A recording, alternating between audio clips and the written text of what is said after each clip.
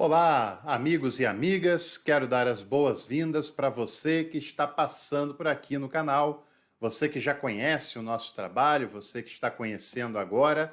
Seja muito bem-vindo, muito bem-vinda e também aceite o nosso convite para você se inscrever aqui no canal, ativar as notificações e também deixar o seu like nessa videoaula.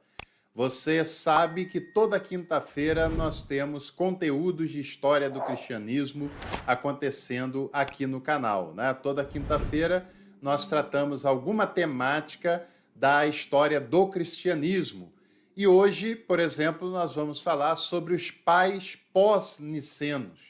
Você já ouviu falar sobre essa temática? Você já leu alguma coisa a respeito dos pais pós-nicenos? Pois é, eu vou falar com alguns detalhes sobre essa temática hoje, que eu também extraio aqui do meu livro, que pode ser seu, meu livro Entusiasmo e Poder, uma história do cristianismo, que agora tem a versão em e-book e o link para adquiri-lo por um preço bem baratinho, você encontra aqui embaixo na descrição desse vídeo. Aproveite, adquira e comece a ler hoje mesmo. E sobre os pais pós-nicenos, nós devemos entender algumas coisas preliminarmente sobre esse tema. Primeiro que existe algumas categorias de pais da igreja, né? Alguns estudiosos dizem que são 7 categorias de pais da igreja, seriam os pais apostólicos, os pais apologistas, os pais pós-nicenos, os pais capadócios e assim por diante, né? São pessoas muito importantes para a história da teologia cristã, pessoas que tiveram uma proeminência notável, pessoas que entraram para a história como grandes pensadores e formuladores da doutrina cristã. Pessoas que viveram na antiguidade, em sua grande maioria, mas que continuam sendo objeto de estudo até os dias de hoje e continuarão sendo para sempre, porque sem dúvida nenhuma, esse pessoal produziu uma teologia de muita qualidade, de muito conteúdo, principalmente para a época em que eles viveram, em que se tinha muito poucos recursos, bem diferentemente do que nós temos hoje na idade contemporânea. Então, com certeza, foram grandes nomes dessa teologia. E quando nós falamos de pais pós, né, posteriormente, a Nicéia, pais pós-nicenos, é porque são personagens que tiveram maior protagonismo depois do Concílio de Nicéia. Se você quiser saber com detalhes o que foi o Concílio de Nicéia, aqui no canal eu tenho um vídeo não só falando sobre o Concílio de Nicéia, como também eu tenho um curso aberto, gratuito, falando sobre a história de todos os concílios ecumênicos da igreja, incluindo, claro, o Concílio de Nicéia, que foi o primeiro dos grandes concílios, né? Concílio esse que se deu no ano de 325 e é considerado o primeiro dos grandes concílios cristológicos da história da igreja. Então, quando nós falamos de pais pós-nicenos, são aqueles personagens que o protagonismo dos seus ministérios, das suas reflexões, das suas obras, se deu posteriormente à geração do Concílio de Nicéia. E esse grupo eu selecionei aqui, tanto no livro, que você pode acompanhar pelo e-book, quanto aqui para a nossa videoaula, eu selecionei 6 nomes e nós vamos apresentar esses 6 nomes subdivididos em 2 categorias, os pais pós-nicenos orientais e os pais pós-nicenos ocidentais.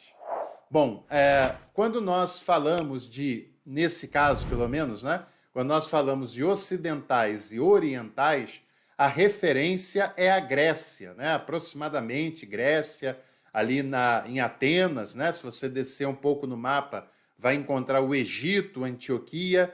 Essa seria, se a gente imaginar uma linha dividindo o globo de alto a baixo, passando ali pela Grécia, pelo Egito, tudo o que estiver na direção da Europa, na direção da América dessa linha, nós chamamos de Ocidente. e tudo que estiver na direção da China, do Japão, da Índia, do Oriente Médio, nós chamamos de Oriente. Essa ali seria a referência para a gente se posicionar, pelo menos no que diz respeito à história do cristianismo. E a nossa primeira lista é a lista dos pais pós-nicenos orientais, ou seja, pessoas que nasceram e principalmente exerceram os seus ministérios nessa região ligada ao que nós chamamos de Oriente. E o primeiro dessa lista tão importante é João Crisóstomo, que é um nome bastante complicado, né? E eu queria saber também se você já ouviu falar em João Crisóstomo. Esse personagem tem uma história muito interessante, né? Inclusive, era alguém que praticava uma vida ascética, uma vida de rejeições aos confortos do dia a dia, uma pessoa que adotou uma vida de autoflagelação, de uma disciplina muito rígida, uma vida de muita simplicidade, alcançou durante o seu ministério uma fama de grandeza espiritual e ministerial muito notável, que inclusive o levaram a ser patriarca de Constantinopla. Para você ter uma ideia, no Oriente, o patriarca de Constantinopla equivale ao bispo de Roma, que é o Papa, né, nessa estrutura. O maior cargo do cristianismo no Ocidente era de bispo de Roma e no Oriente de patriarca de Constantinopla. E o João Crisóstomo chegou a esse cargo, ao cargo mais elevado na Igreja Oriental, teve problemas com o imperador e com a imperatriz Eudóxia, porque falava coisas que eram inconvenientes diante das autoridades políticas do seu tempo, teve que ficar refugiado durante algum período do seu patriarcado, e o seu grande destaque foi na área de homilética, foi na área de pregação. Ele que foi considerado boca de ouro, né, pela sua capacidade retórica, e a oratória, a capacidade retórica, a prédica, nessa época, era extremamente valorizado, né? Era visto como uma das 7 artes antigas, né? Vista como algo de muita beleza, de muita erudição, de muita intelectualidade.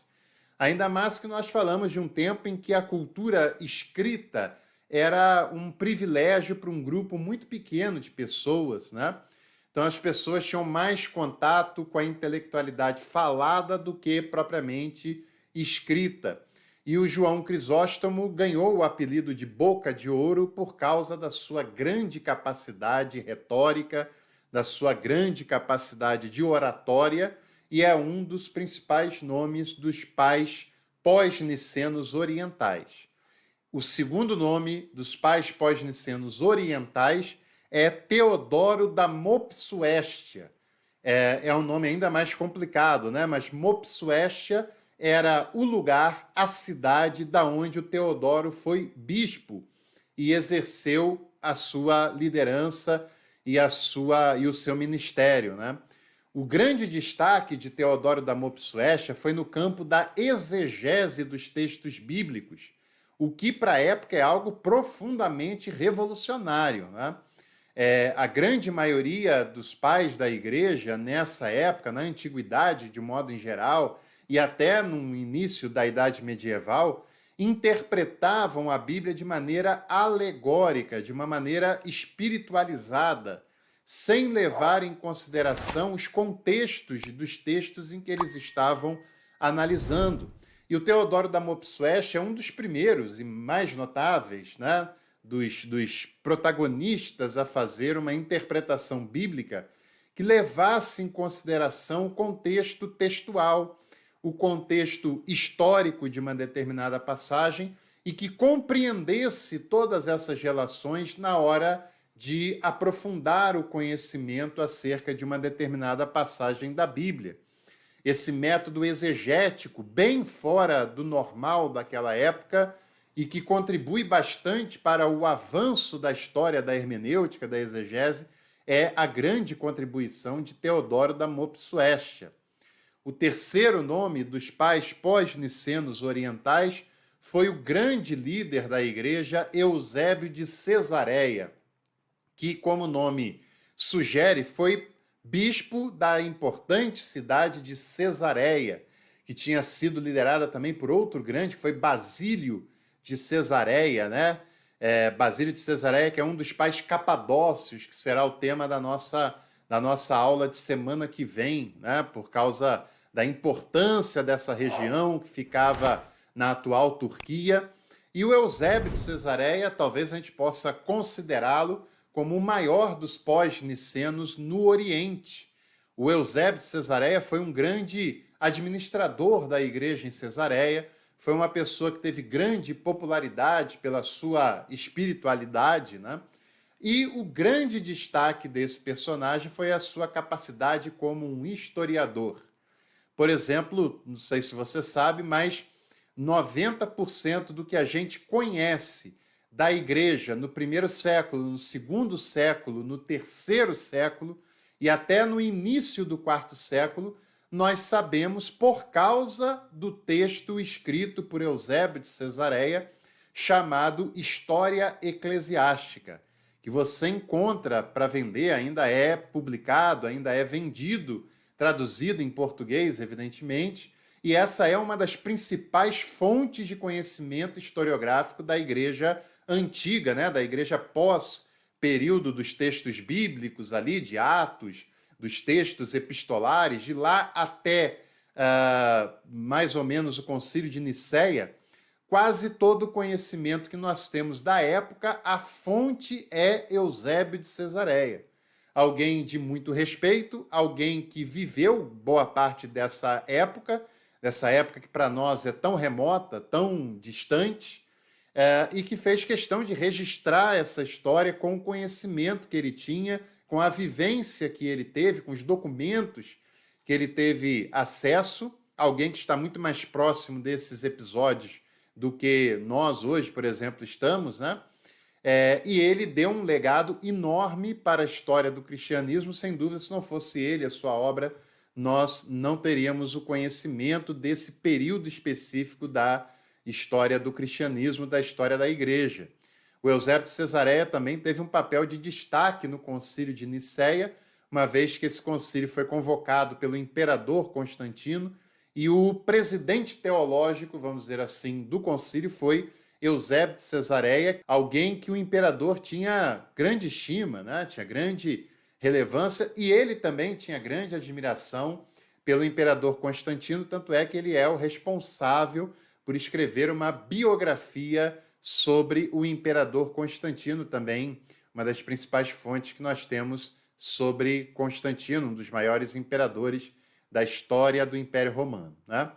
Passando para o lado ocidental, nós também separamos outros 3 nomes igualmente importantes, né? Nomes muito relevantes para essa história, e o primeiro desses nomes é Jerônimo. Jerônimo, que não chega a ser bispo de alguma cidade, mas que tem grande importância porque ele era um secretário particular do bispo de Roma, principalmente do bispo Damaso, que o contratou, podemos usar essa expressão, para fazer uma tradução do texto bíblico para o latim.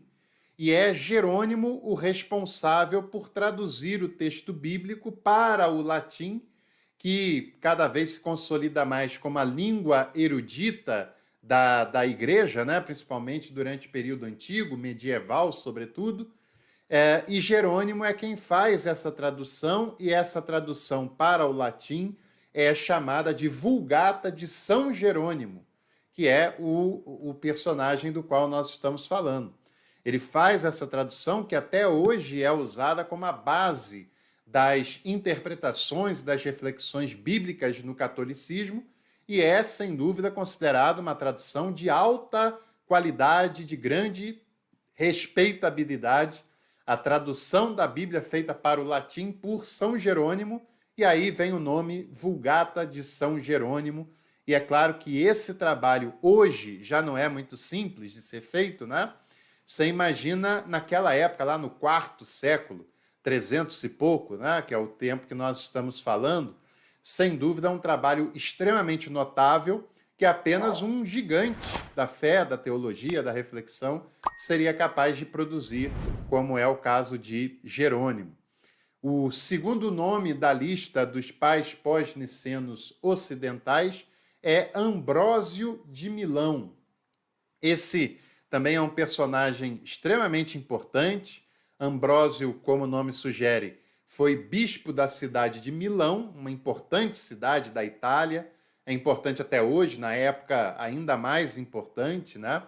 Talvez uma cidade que em importância vinha logo após Roma, que era a grande capital, não só da Península Itálica, mas do antigo Império Romano, né? Que nessa época ainda existia o Império Romano, nessa época ainda está funcionando, vai até o final do quinto século, né?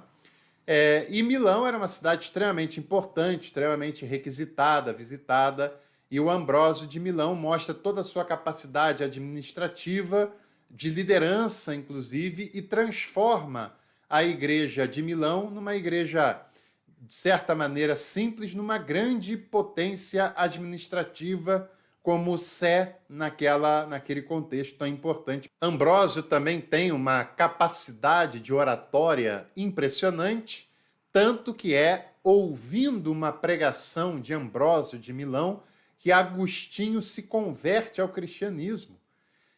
O Agostinho tinha sido maniqueísta, neoplatônico, e quando ele visita a Catedral de Milão e ouve a pregação de Ambrósio de Milão, ele fica profundamente impressionado, impactado com a erudição, com a intelectualidade, com a capacidade retórica, argumentativa de Ambrósio e se converte ao cristianismo, né? Então, imagina você o tamanho da qualidade que ele ouviu naquela oportunidade.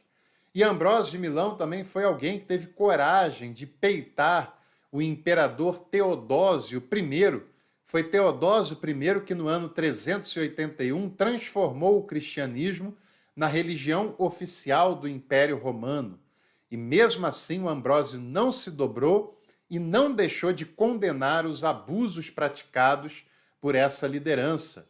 Teodósio I tinha comandado um massacre em Tessalônica, matado várias pessoas, e quando ele foi à igreja para tomar a Eucaristia, o Ambrósio de Milão simplesmente se negou a dar a Eucaristia para ele, a não ser que ele se arrependesse do seu crime, confessasse o seu crime e pedisse perdão, ambos publicamente.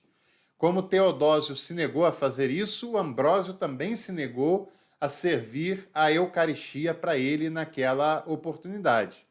É claro que ele tem problemas com o imperador por conta disso, mas Ambrósio manteve firme a sua posição, não se vendeu aos favores que Teodósio dava ao cristianismo, do qual ele podia lucrar com isso também, e ele manteve o seu protesto e manteve a sua posição crítica em relação à atitude de Teodósio I. E para a gente fechar essa nossa lista, o terceiro nome dos pais pós-nicenos ocidentais é ninguém mais, ninguém menos que Santo Agostinho de Hipona, que é o maior dos nomes do Ocidente, né? E aí você tem uma noção da grandeza desse pessoal e da produção que eles fizeram. Agostinho é estudado até hoje, não só nos cursos de teologia, e ele é estudado por cursos sérios de teologia, católicos e protestantes, né?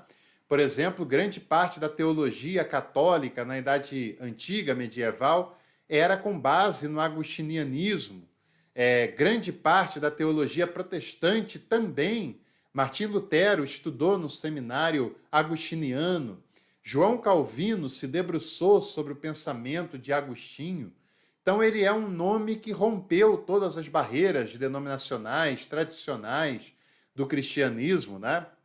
E é uma grande referência em todas as tradições cristãs, sejam elas a tradição católica, ortodoxa e protestante. Agostinho também é estudado com seriedade nos cursos de filosofia, tamanha a sua importância filosófica, racional, reflexiva. para o período antigo, para o período medieval, que muitos o consideram o divisor de águas de uma era para outra era, é estudado também do ponto de vista da psicologia. Enfim, Agostinho foi um grande intelectual, sem dúvida está na lista dos 10 maiores teólogos de todos os tempos, que eu já fiz 2 episódios aqui com essa lista para você acompanhar. Com certeza é o maior nome de todo o período da Igreja Antiga, do primeiro milênio da Igreja, mais do que da Igreja Antiga, mas do primeiro milênio da Igreja, Agostinho é o grande nome, e todo o seu mérito tem a ver com teologia, com a filosofia, numa época em que ele tinha à disposição muito menos do que nós temos hoje à disposição, e fez um trabalho de uma profundidade, de uma erudição impressionante, que até hoje é impactante, é impressionante, e até hoje é admirável a obra e a contribuição de Agostinho. A gente luta para compreendê-lo até hoje, né? Então, para a gente fazer esse resumo da nossa videoaula de hoje, os 3 pais pós-nicenos orientais citados foram João Crisóstomo, que chegou a ser patriarca em Constantinopla, Teodoro da Mopsuécia e Eusébio de Cesareia. E os 3 pais pós-nicenos do Ocidente, São Jerônimo, Ambrósio de Milão e também Agostinho de Hipona. Se você gostou desse vídeo, se ele acrescentou conhecimento para você, clique aqui na curtida, no joinha, compartilhe com os seus contatos e não se esqueça de ativar todas as notificações, porque amanhã tem mais conteúdo aqui no canal. Aproveite, vai também na descrição do vídeo e conheça os nossos produtos online. Um abraço e até a próxima oportunidade.